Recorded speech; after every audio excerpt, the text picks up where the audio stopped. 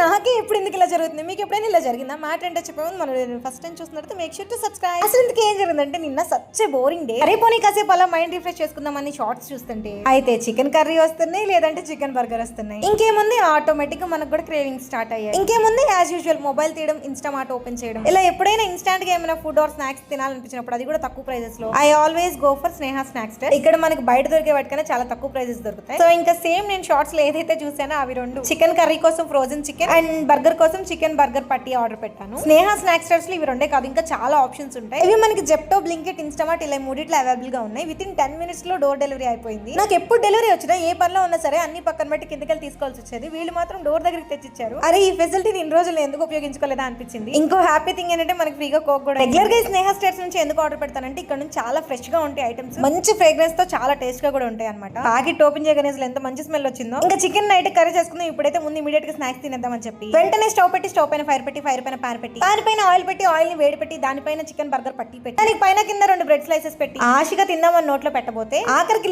Latest గా తెలిసిన news ఏంటంటే ఆ రోజు గురువారం అని. ఇంకేం చేస్తాను, కష్టాన్ని లోపల పెట్టి కన్నీళ్ళని దాచిపెట్టి వాటిని మూత పెట్టి పక్కన పెట్టాను. అర్ధరాత్రి 12 తిందాం. మీరైతే ఇప్పుడే ఆర్డర్ పెట్టుకుని ఎలా ఉందో కామెంట్ పెట్టి, వీడియో లైక్ చేసి ఛానల్ సబ్స్క్రైబ్ చేసి గంట కొట్టుకోవడం మర్చిపోకండి. ఉంటాను.